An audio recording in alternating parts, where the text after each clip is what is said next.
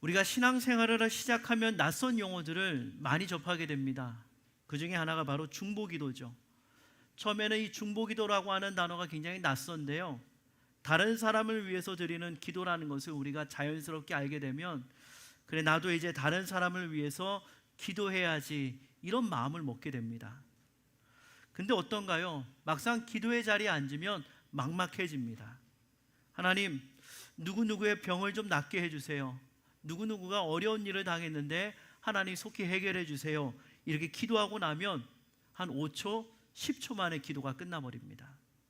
그 다음에 무슨 말을 해야 될지 도무지 생각이 나지 않아요.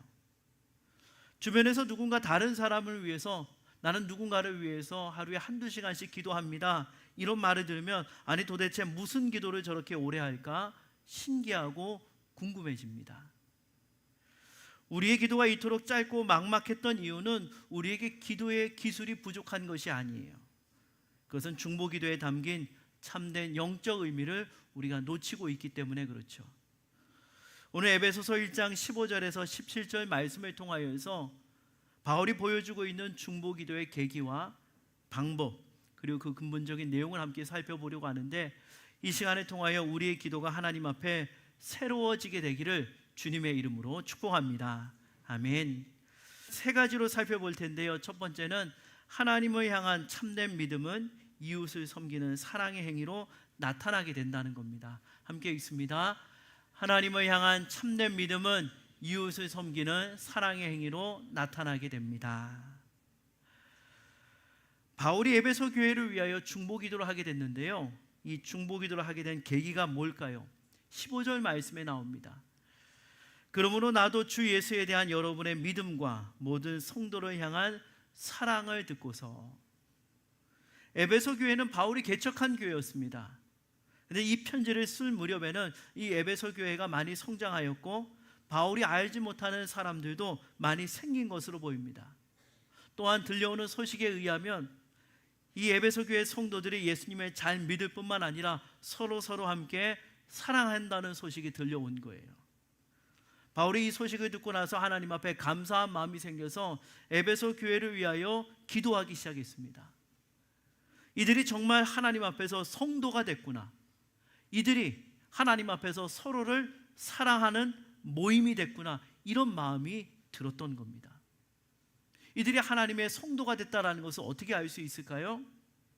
그것은 에베소 교회 성도들이 예수님을 믿을 뿐만 아니라 성도들을 사랑하는 것을 보니까 알 수 있었다는 겁니다.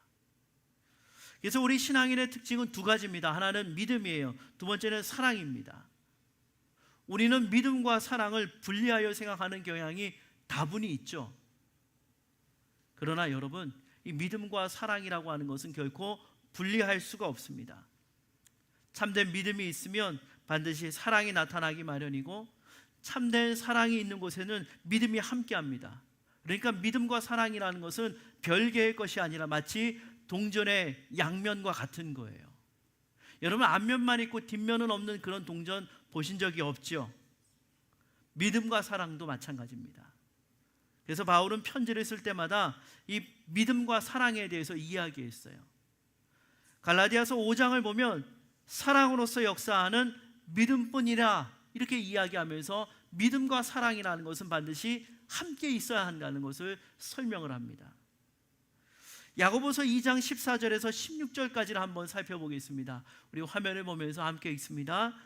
내 형제들아, 만일 사람이 믿음이 있노라 하고 행함이 없으면 무슨 유익이 있으리요? 그 믿음이 능히 자기를 구원하겠느냐? 만일 형제나 자매가 헐벗고 일용할 양식이 없는데 너희 중에 누구든지 그에게 이르되 평안히 가라, 덥게 하라, 배부르게 하라 하며 그 몸에 쓸 것을 주지 아니하면 무슨 유익이 있으리요? 아멘. 어떤 분들은 이 말씀 때문에 구원받기 위해서는 믿음의 행함이 더해져야 된다, 믿음의 행함이 플러스 돼야 된다 생각하는 경향이 있는데, 야고보 선생님이 지금 그것을 말하고 있는 것이 아니에요. 지금 야고보 선생님은 참된 믿음이 반드시 사랑의 행위로 나타나야 한다, 이걸 설명하고 있는 겁니다. 이전에 여러 설교를 통하여서 누차 여러분들에게 말씀드렸지만, 하나님께서 우리에게 요구하시는 사랑은 단순한 감정에 머무는 것이 아니라 반드시 행동으로 나타나야 되는 겁니다. 그렇게 해서 다른 사람의 필요를 채워주는 모습으로 우리의 믿음이 표현돼야 된다. 하나님께서 우리에게 말씀하셨습니다. 믿음이 있다고 말하면서 우리 안에 사랑의 증거가 전혀 나타나지 않는다면 그것은 사실은 참된 믿음이라고 말할 수가 없는 거죠. 그래서 야고보 선생님은 참된 믿음은 반드시 사랑의 행위로 열매 맺는다는 사실, 그러니까 이 믿음과 사랑이 결코 분리될 수 없는 관계인 것을 설명한 겁니다. 그러므로 여러분도 이 믿음과 사랑을 분리해서 생각해서는 안 되는 겁니다. 자, 그럼 믿음과 사랑은 왜 이처럼 분리될 수 없을까요? 성경이 말하는 믿음은 단순한 확신이나 신념이 아니에요.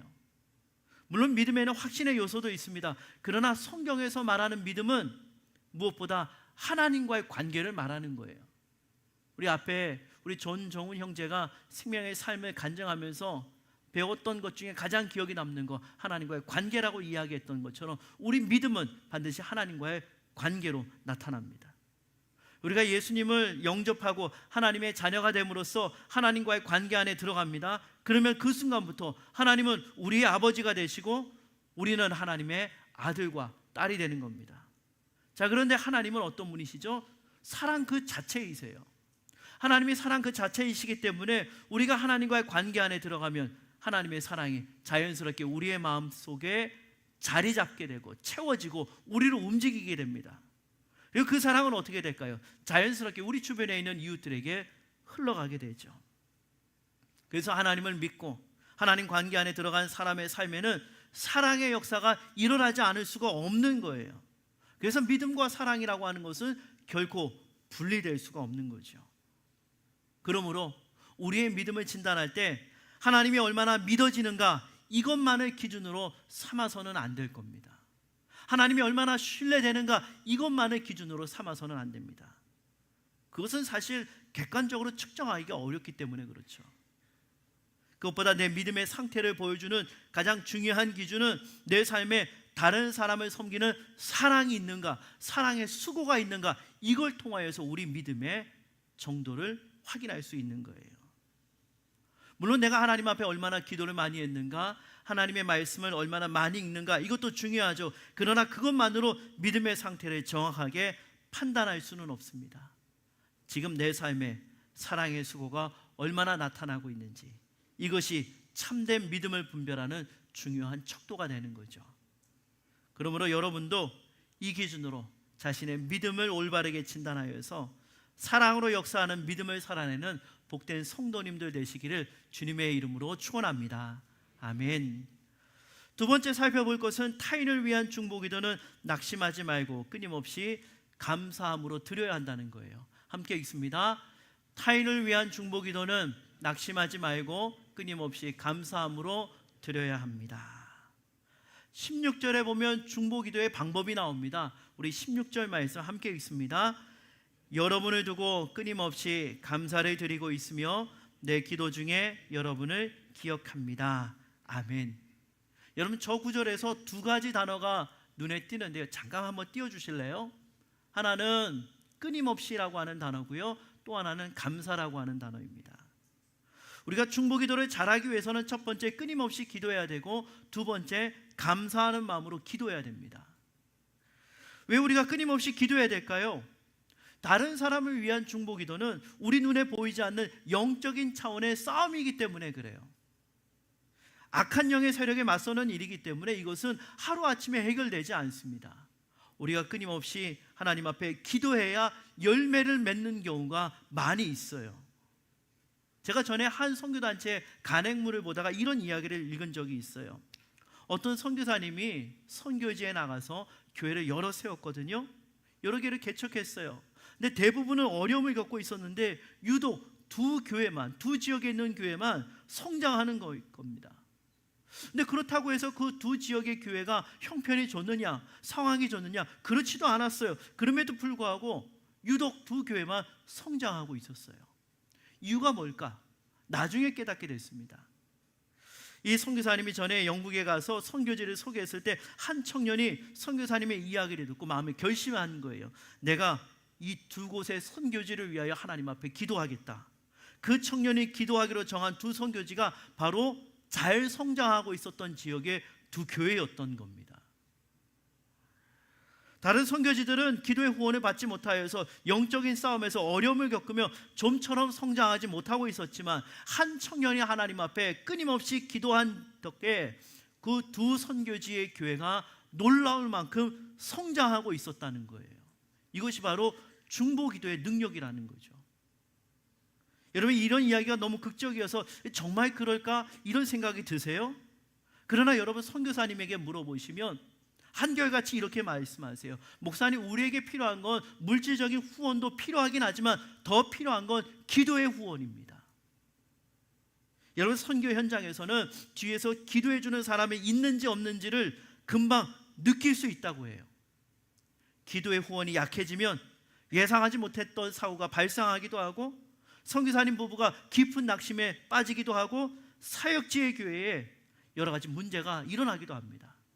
그래서 여러분, 우리 주보에 보면 목장 모임 순서를 쭉 설명하면서 맨 마지막에 뭘 뒀죠? 반드시 목장이 후원하는 교회와 선교지를 위해서 기도하라고 한 이유가 바로 여기에 있어요. 여러분들이 일주일에 한 번 기도할 때에 그 선교지에서는 영적인 싸움에서 승리하는 일이 일어나기 때문에 그런 겁니다. 우리의 기도가 때로는 당장 열매를 맺지 않는 것처럼 보일지라도 그 기도 결코 헛되지 않은 겁니다. 그러므로 이 중보기도의 능력을 믿고 눈에 보이는 결과가 아직 나타나지 않더라도 쉬지 말고 끊임없이 우리는 기도해야 할 줄로 믿습니다. 자, 그러면 다음으로 왜 감사함으로 하나님 앞에 기도해야 될까요? 바울은 교회를 위해 기도할 때마다 언제나 감사의 기도를 드렸습니다. 바울이 쓴 서신들을 보면 문제가 많고 감사할 것이 없는 교회를 위해서도 이 바울이 항상 감사를 잊지 않았습니다.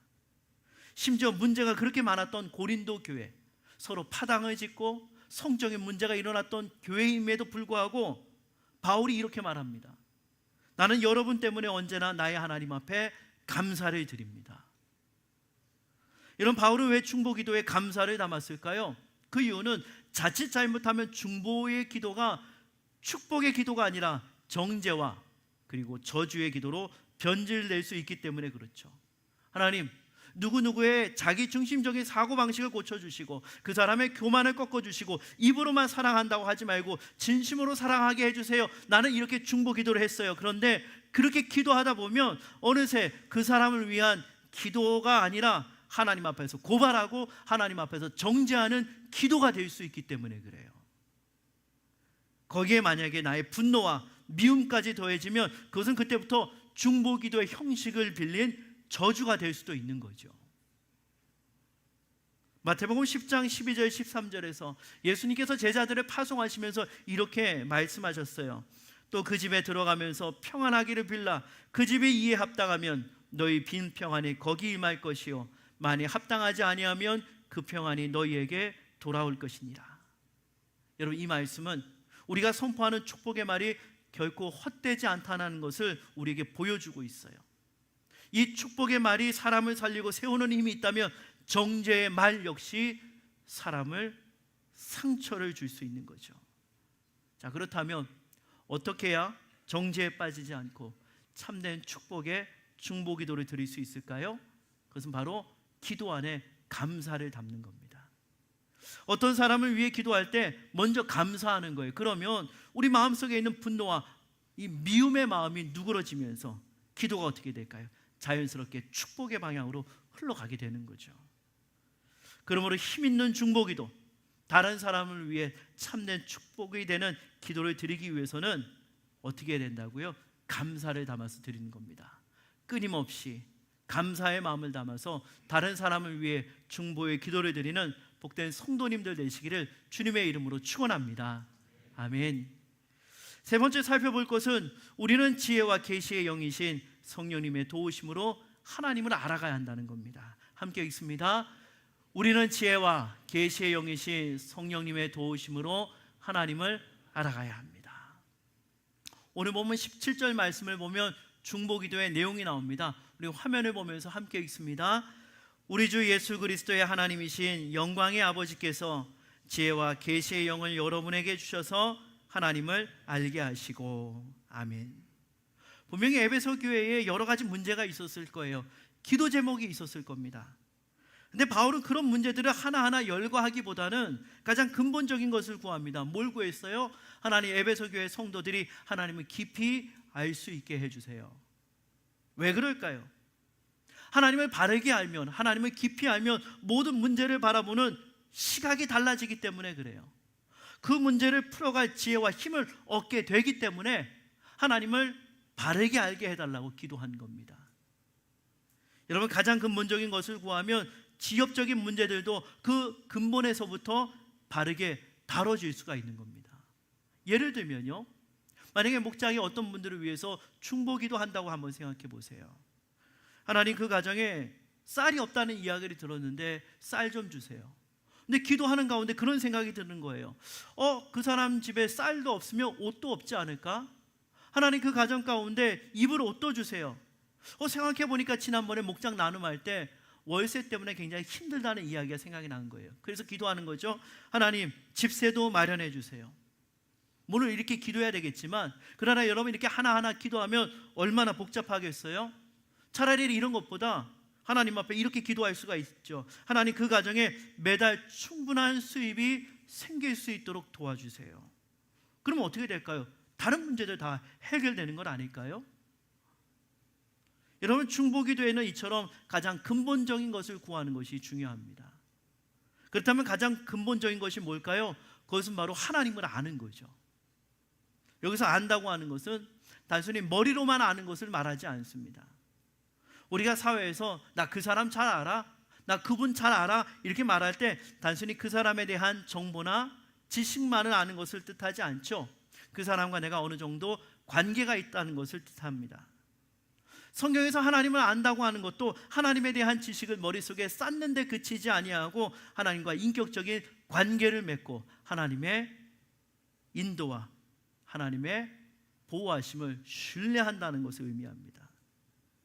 하나님을 알면 우리의 삶이 바뀌어요.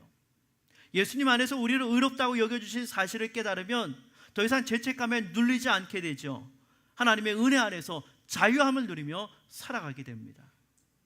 하나님께서 우리의 필요를 채워주시는 아버지이심을 알면 지난주와 오늘이 다 내일이 같겠지만 그럼에도 불구하고 기도할 때 담대함이 생기죠. 하나님께서 필요한 것을 채워주실 거야. 하나님께서 우리를 떠나지 않는다는 사실을 알면 비록 나 홀로 터벅터벅 걸어간다 하더라도 외로움과 두려움에 사로잡히지 않을 수가 있는 겁니다. 물론 우리가 하나님을 안다고 해서 삶의 모든 문제가 즉시 사라지는 것은 아니에요. 그러나 하나님을 알면 어떻게 될까요? 문제를 바라보는 시각이 달라지고 그 문제를 견디고 헤쳐나갈 힘을 얻게 되는 거죠. 우리가 살면서 기쁨과 평안이 부족하고 늘 문제에 눌려 살아가는 이유가 뭘까요? 그 가운데 하나는 우리가 하나님을 바르게 알지 못하기 때문에 그렇습니다. 하나님에 대해 잘못된 이미지를 갖고 있으면 하나님을 신뢰하지 못하고 늘 두려움과 불안 속에 살아갈 수밖에 없는 거죠. 그러면 우리가 하나님을 어떻게 알 수 있을까요? 바로 기록되는 하나님의 말씀을 통해 알 수가 있습니다. 하나님을 신뢰하기 위해서는 하나님이 어떤 분인지를 알아야 되는데 하나님이 어떤 분인지를 가장 분명하게 알려주는 것이 바로 우리 손에 있는 기록되는 하나님의 말씀이 성경입니다. 자, 그러나 여러분, 성경을 읽는다고 해서 하나님을 저절로 깊이 알게 되는 것은 아니에요. 우리 주변에 어떤 분들은 성경을 여러 번 통독했음에도 불구하고 말씀이 마음에 와닿지 않아 오히려 교회를 떠난 분들도 많이 있을 거예요. 왜 그럴까요? 한 가지가 더 필요하기 때문에 그래요. 그것은 바로 성령 하나님의 조명하심입니다. 마치 어두운 밤에 랜턴으로 불을 활기 비춰주는 것처럼 이 성령 하나님의 조명하심이 있을 때 하나님의 말씀을 바르게 깨달을 수가 있는 거죠. 그래서 바울이 17절에서 이렇게 기도하는 거예요. 우리 주 예수 그리스도의 하나님이신 영광의 아버지께서 지혜와 계시의 영을 여러분에게 주셔서 하나님을 알게 하시고, 성령 하나님께서 우리의 마음과 생각을 밝혀주시지 않으면 우리가 성경의 글자는 읽어도 그 말씀에 담긴 하나님의 뜻과 은혜를 깨닫기가 어려운 겁니다. 성경을 읽기는 있는데 말씀이 마음에 열리지 않고 열매를 맺지 못하게 되는 거예요. 그래서 바울은 성도들에게 지혜와 계시의 영을 주셔서 하나님을 더욱 깊이 알게 해달라고 하나님 앞에 간구했던 거죠. 우리 주변에 성경 말씀을 읽을 때 마치 꿀보다 더 달다고 고백하는 사람들 함께 대화하다 보면 이런 이야기예요. 성령 하나님의 도우심을 구하며 말씀을 읽을 때 그런 일들이 일어납니다.